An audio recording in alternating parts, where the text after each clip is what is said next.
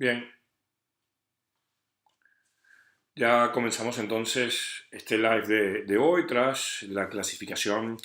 de Croacia a las semifinales, igualando un rendimiento que tuvieron ya en el Mundial de 1998, por lo cual que se empieza a hablar de gesta histórica no hace más que faltarle el respeto a la historia de los croatas. Gran esfuerzo de los rusos, pero Rusia, a pesar de todo, se mostraba con, o como la selección, quizá con menores recursos para acceder a estos cuartos, a estas semifinales. Pero yo quería hablarles un poquito sobre algo que se ha venido comentando a partir de los resultados en los últimos mundiales, eh, y que se ha convertido en una de esas falsas verdades que se repite con extrema frecuencia y con mucha fuerza y que nada tiene que ver con la realidad, ¿no? Y es que a partir de que Brasil es el último campeón sudamericano, aquel que ganó el Mundial del 2002, y que solamente Argentina, tras aquel Mundial, ha llegado a una final representando al continente americano, se ha querido o se ha instaurado aquello de que los europeos, de que el fútbol europeo empezó a aprender del, aprendió de la técnica del sudamericano. Y esto, este argumento vacío, pobre y triste tendría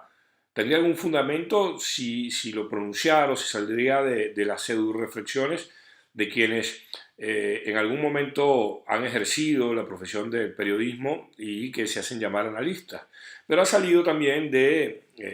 o ha nacido de los pensamientos de exfutbolistas, lo cual demuestra que el argumento que yo vengo sosteniendo, que no es nada original, pero lo vengo sosteniendo prácticamente todo este año, de que el fútbol no se estudia a sí mismo, no es un capricho mío, sino que parte precisamente del desprecio de quienes hacen vida en el fútbol por el fútbol mismo. Cuando se establece que la igualdad o que la superación europea o que el dominio europeo sobre Sudamérica tiene que ver con un tema de equiparación y superación técnica, se está desconociendo la historia del fútbol, y no la historia del fútbol sudamericano, sino la historia del fútbol como tal. Porque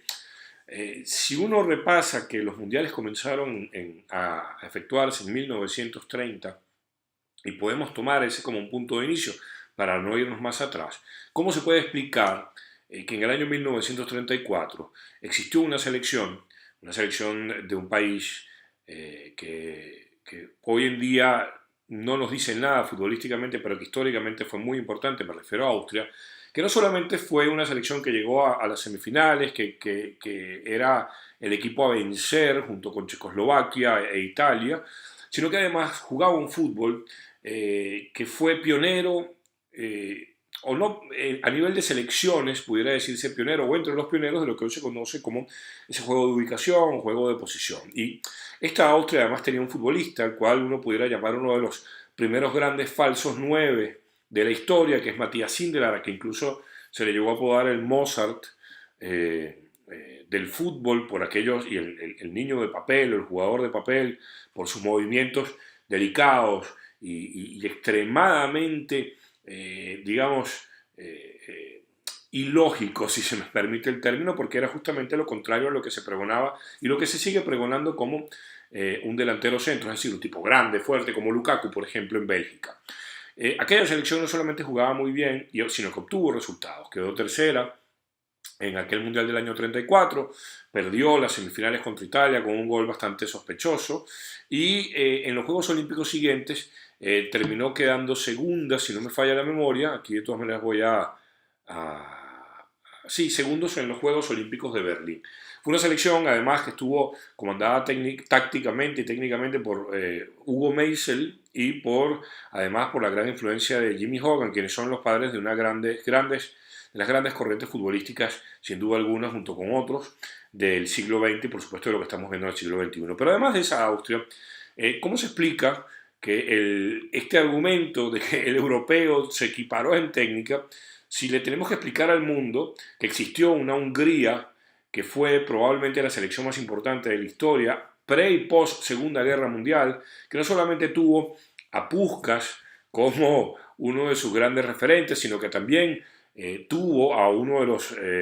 grandes falsos nueve, si se me permite el término, de la historia, como fue, por ejemplo, como fue Nandor Hidekuti, que se conoció como el equipo de oro, que fue dirigido además por Gustav Seves, y que cuando le dieron aquel baile extraordinario 6-3 a Inglaterra en Wembley, que terminó siendo en el año 53 la primera vez que caía Inglaterra ante un equipo foráneo en casa. Estos mismos protagonistas, sobre todo Gustav Seves, el entrenador, dijo: nosotros jugamos al fútbol de la manera como Jimmy Hogan nos enseñó. Es decir, eran equipos muy técnicos, que apostaban mucho al pase, que apostaban mucho al regate, porque Puskás era un regateador, porque un tipo como Hidekuti sabía regatear, Kostic era inteligente. Cuando vemos los relatos de su portero, nos damos cuenta que toda esta falsa corriente de que el portero primero tiene que atajar y después otra cosa, nos damos cuenta de que ya en el año 53 esta Hungría maravillosa jugaba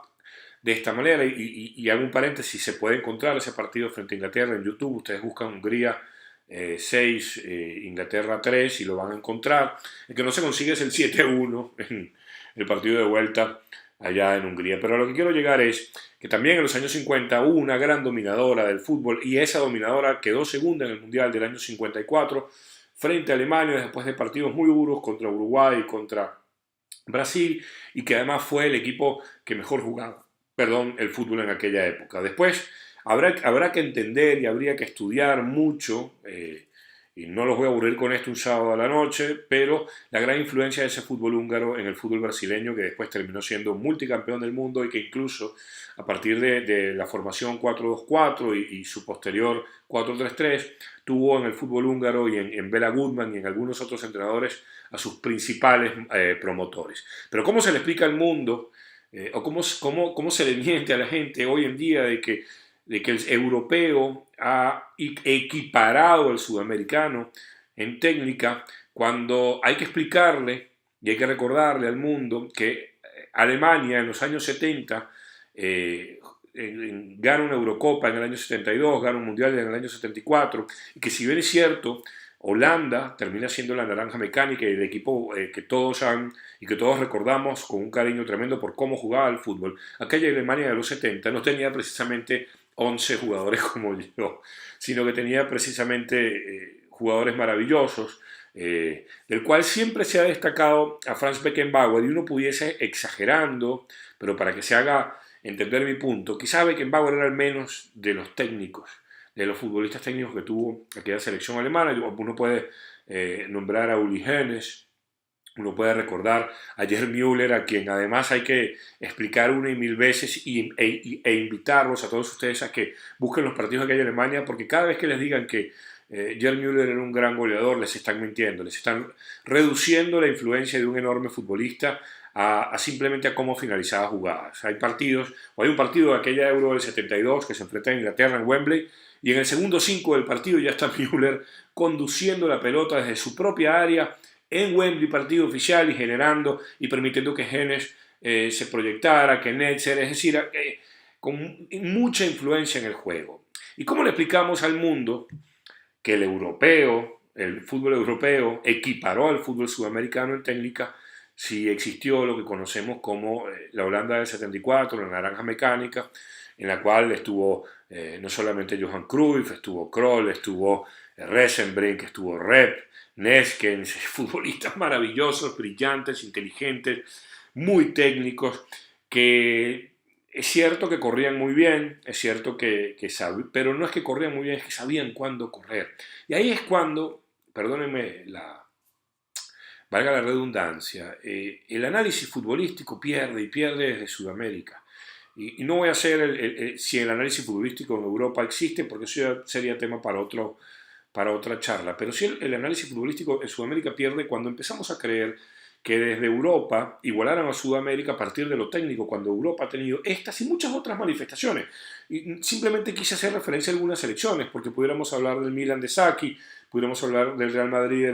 de Alfredo Di Stéfano, del Barcelona del Dream Team, del Barcelona de Pep Guardiola, pudiésemos hablar del Napoli que hemos visto hoy en día, pudiésemos hablar de muchas y muchas versiones, pero quise referirme nada más a las elecciones para que vean cómo desde los medios de comunicación se les miente y se les miente a la gente, pero ya no sé si con intención, sino con como motivo o como consecuencia de una pereza, la pereza de no querer estudiar y de no querer ver. Entonces no le crean a la gente cuando les dicen que el europeo siempre fue físicamente fuerte y a partir de eso mejoró su técnica. No, lo que mejoró el europeo, que ya tenía técnica, porque la técnica no nace o no se origina a partir de distintos espacios geográficos, lo que ha mejorado el europeo es en el entendimiento y en la comprensión del juego. ¿Qué quiere decir esto? Que se trabaja mucho la interpretación, eso que algunos equivocadamente llaman leer correctamente el juego y que todos lo hemos utilizado en un momento dado, pero que es bueno corregirlo y decir que no se lee el juego sino se interpreta. ¿Qué es interpretar el juego? Saber qué exige el juego en determinadas situaciones. Es decir, que no siempre te exige correr, no siempre te exige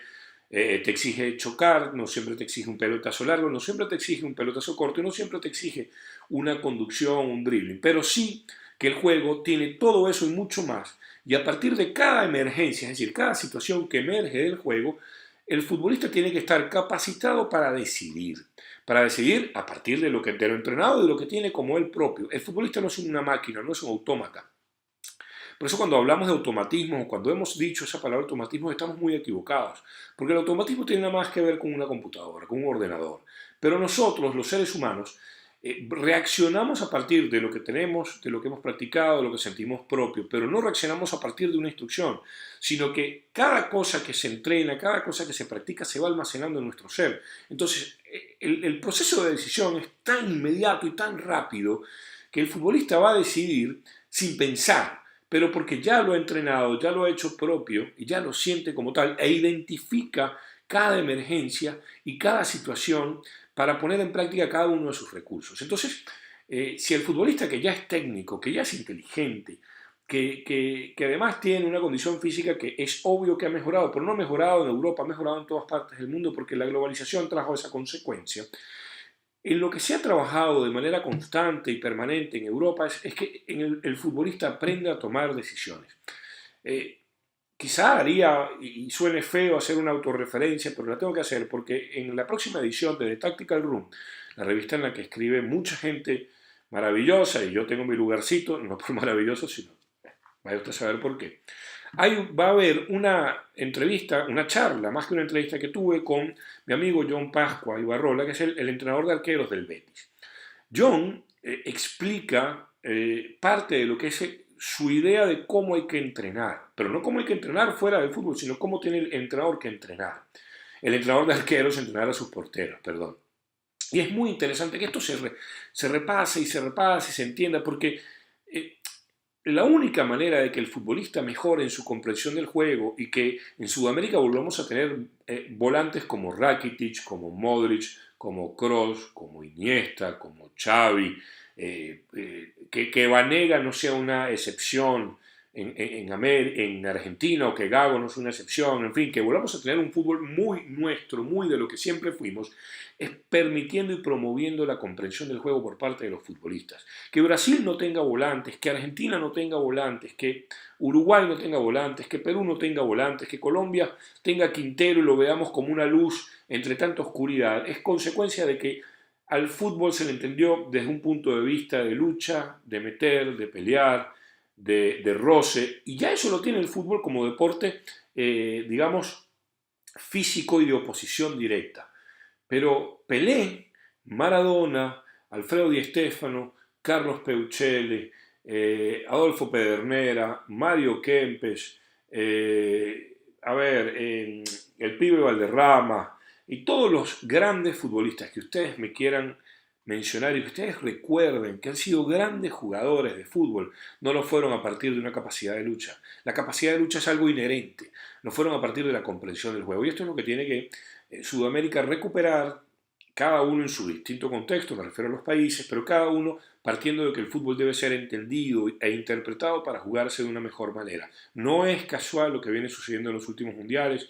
a pesar de que el mundial ya no sea quizás la mayor ventana futbolística del mundo, pero no es casual. Entonces, Si entendemos esto y a partir de esto, con las particularidades de cada una de las naciones, es decir, Argentina con lo suyo, Venezuela con lo suyo, Colombia con lo suyo, Brasil con lo suyo, podremos ver un mucho mejor fútbol de lo que se ha visto en los equipos sudamericanos y volver a plantear una lucha mucho más equiparada, mucho más igualada con las grandes potencias que hoy están dominando al fútbol. No es casual que Bélgica, no es casual que Croacia y que Francia, independientemente de que se hayan mostrado más o menos conservadores, pero no es casual que tengan unas selecciones que están peleando por el Mundial y los otros, los brasileños, los argentinos, que siempre se han sentido de una u otra manera en un estadio superior técnicamente, no lo hagan. Entonces, aquí es donde, o el Mundial es lo que debe promover esta reflexión. No lo sé si se hará, no sé si se hará, porque no es el lugar mío ni el de ustedes, pero ojalá que se haga y se entienda que estas fotos que vi hoy en el Instagram de un futbolista venezolano, en el cual ya empezaba a mostrarse en pretemporada, en la arena y con un paracaídas. Señores, eso no tiene nada que ver con fútbol y no ayuda a que se juegue mejor y tampoco ayuda a que se tenga una mejor resistencia. Les voy a explicar rápidamente por qué. Despedimos el live porque es sábado y no quiero molestar. Porque ese contexto en el cual se está entrenando arena, la pesadez de los reflejos, de las reacciones, nada tiene que ver con lo que él va a poner en práctica con zapatos de fútbol en grama contra rivales. Ya ni hablar del paracaídas, ya ni hablar de esa cantidad de situaciones que lo que hacen es inflarle el ego a quien las pone en práctica, llámese el entrenador o llámese el preparador físico, pero nada contribuyen al mejoramiento y a una mejor comprensión del juego, que es lo que en definitiva hará que los equipos jueguen mejor. Pregúntense por qué Argentina en el 86 fue campeón, Brasil en el 2002, por qué